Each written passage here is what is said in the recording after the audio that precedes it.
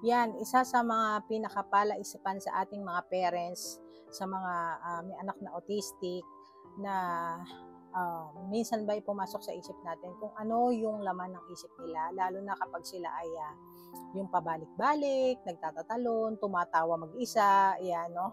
Sa mga katulad kong halimbawa, nung umpisa pa lang, na nalaman ko na autistic yung anak ko, may mga pagkakataon na natatakot ako, nalulungkot kasi nga tumatawa mag-isa, akala ko yung may kasama siyang, syempre hindi naman ako familiar sa kondisyon nila. Ayan. Meron po ako napanood dito na yung autistic ng anak, ang kagandahan dun sa bata, siguro mga 12 years old na yung bata, medyo malaki na, no? Ang kagandahan dun sa bata, na-explain niya kung ano yung nararamdaman niya, no? Ini-interview siya ng nanay niya. Share ko lang sa inyo kasi hindi ko na nabalikan. Ayan, hindi ko ma-share dito yung video. Tinanong niya yung anak niya. So, ito na po ang dahilan ng pagtawa, pagtalon-talon ng anak natin, pagpabalik-balik, kung ano ang laman ng isip nila. Ang sabi ng bata, yun daw mga napapanood nila ay paulit-ulit na nagpe-play sa brain nila.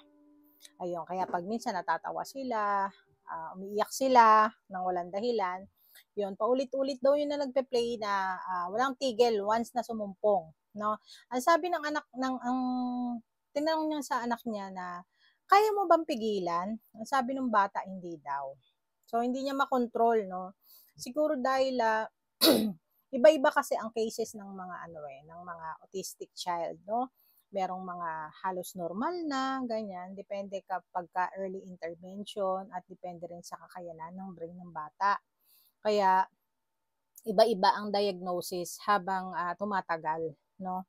Ayan. At yun lamang po i-share ko lang sa inyo kasi kahit ako nagulat at syempre natuwa na yun pala yung mga nilalaman ng isip ng mga anak natin, no? So ayan, ayun na po ang sagot sa malaking katanungan at syempre sa mga bago pa lang, no, na na-diagnose ang mga anak nila. So ayan, maraming salamat po.